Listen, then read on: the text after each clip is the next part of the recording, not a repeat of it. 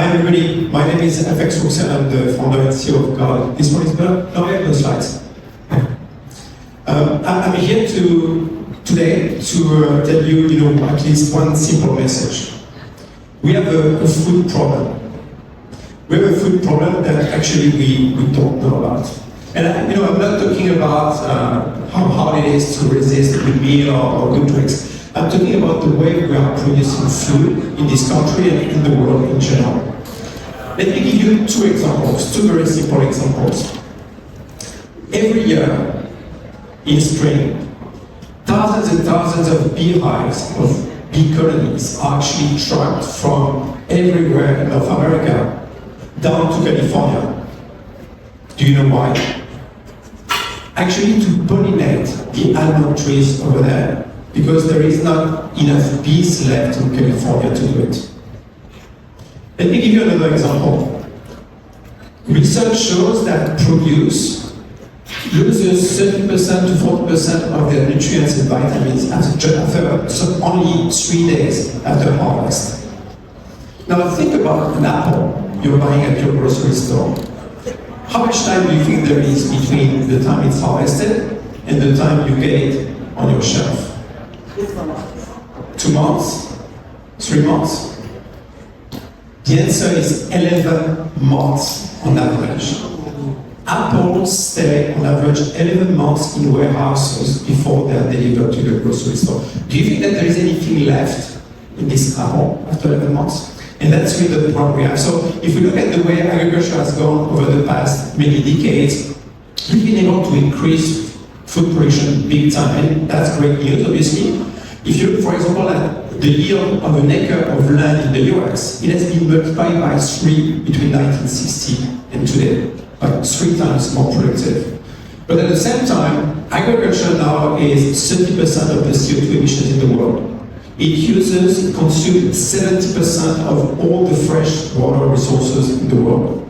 And actually, if you think about it, 40% of what is grown will never reach the shelves. You heard me. 40% of what is grown everywhere in the world, and particularly in the US, will never reach the shelves and go to waste. That means that if we could just address this question of waste, we could almost cut the price of food by half. That shows that basically we have a big problem. We have a big problem on both sides of the equation, on the production side, but also on the health side of the equation. Why? I was talking about 1960. Do you know how many people had diabetes, type 2 diabetes in the US in 1960? 1 million. Do you know how many people have type 2 diabetes nowadays in the US? 40 million. And the population of the US has not been multiplied by 40 in the meantime, obviously. So we have a big problem. The question is, what do we do about it? And in particular, this problem is even more important that we are faced with 2 big issues that we all know about. One is called climate change. And we know that we absolutely need to reduce the CO2 emissions in the coming years very quickly. And agriculture is a big part of this issue. But the second thing you all know is we just reached the 8 billion mark of people on this planet, and we know we're going to reach the 10 billion very soon. There is no way we're going to feed these 10 billion people the way we are fed today. We need to find new solutions. The question obviously is, what are these solutions? And the good news is we start having a pretty good view of what these solutions could be, or at least what are the characteristics of these solutions.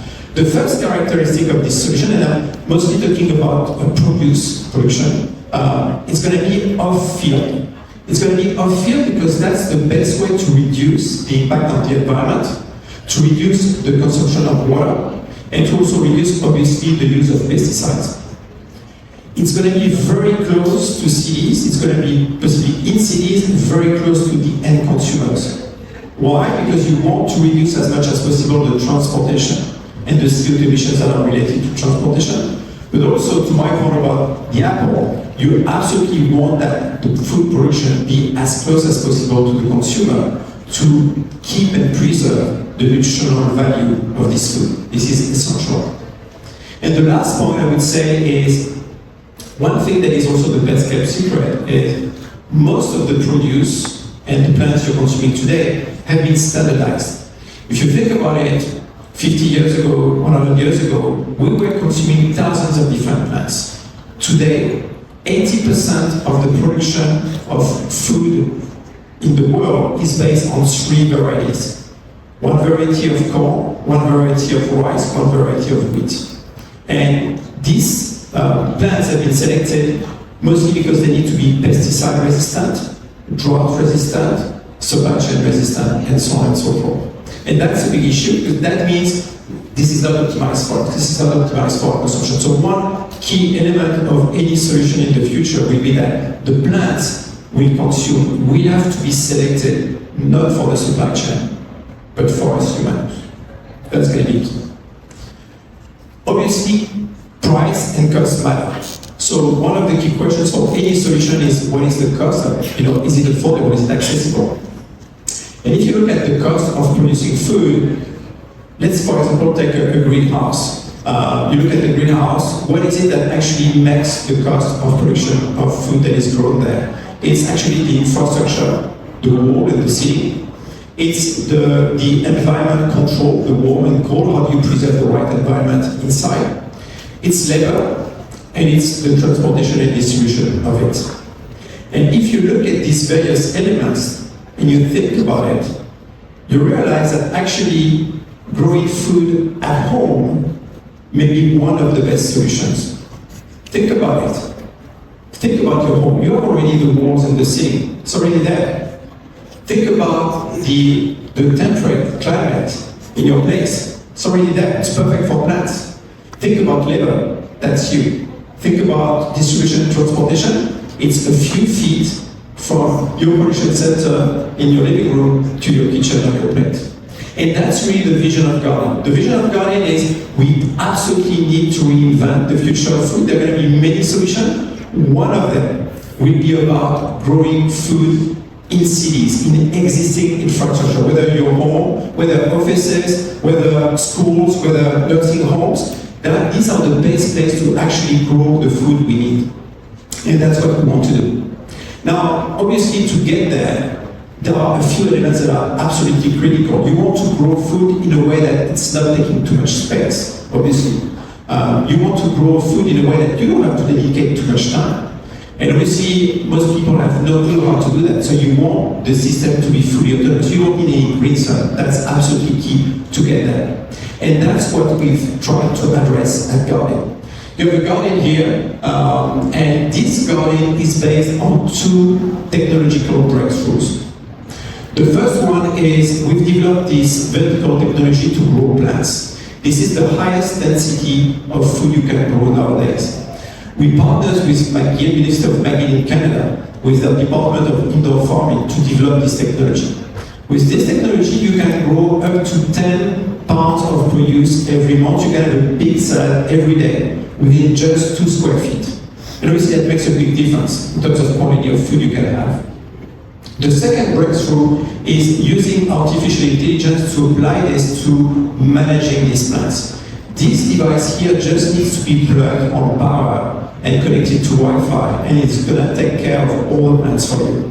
It's equipped with a lot of sensors, temperature, humidity. There is an ultrasonic sensor measuring very precisely the water consumption of the plants. There are cameras, 2 cameras that are watching the plants 24/7, looking at what's growing, how fast it's growing, can it be optimized, and then it's going to optimize all the parameters of growth of the plants, the light that they need, the watering, the nutrients, everything. And if there is anything you need to know or do about it, the system is going to let you know through the mobile app. So that's what we're doing. These are pretty significant breakthroughs. I'm very proud to tell you that we got Best Invention of the Year by Time magazine, and as recently as earlier this week, we won the World-Changing Ideas Award by the FACC company.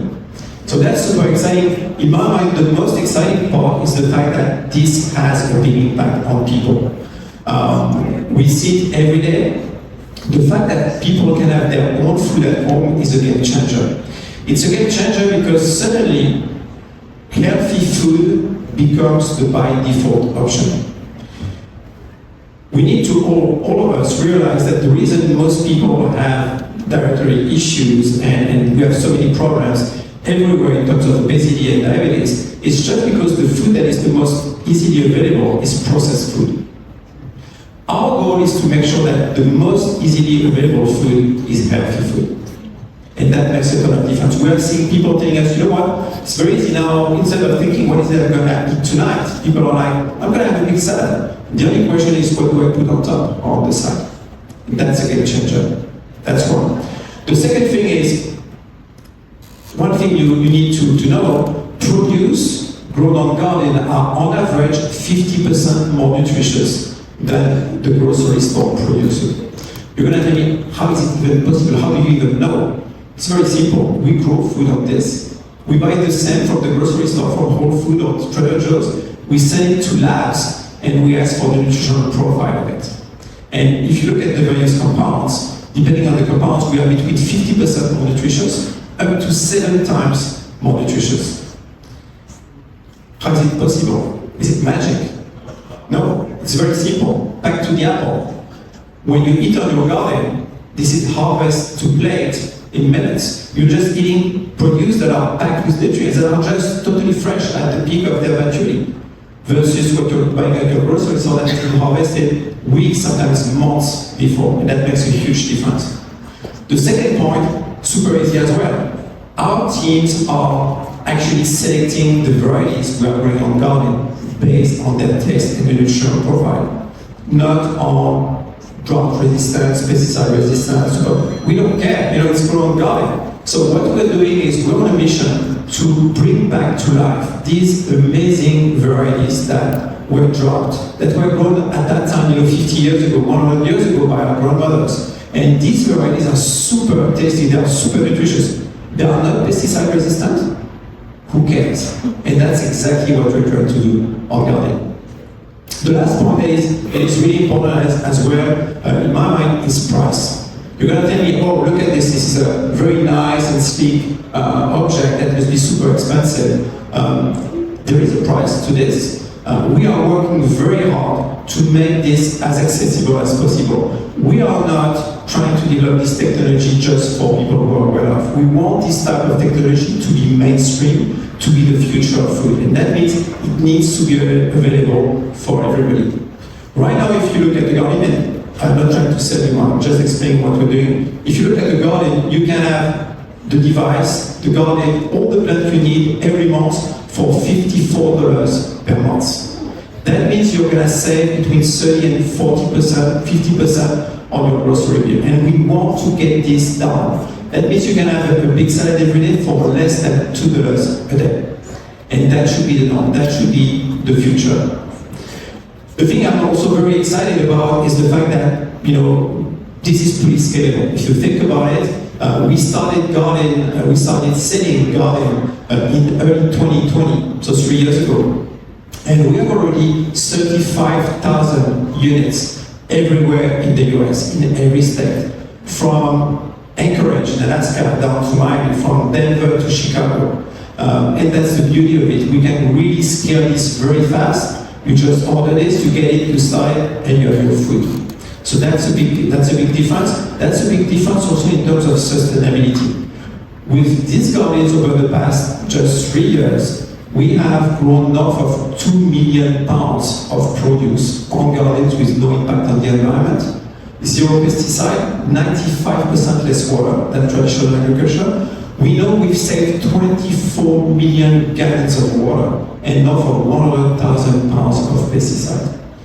In my mind, what it means is we are on track to really reimagine the future of food in a way that is credible, scalable, that can really have a great impact on people.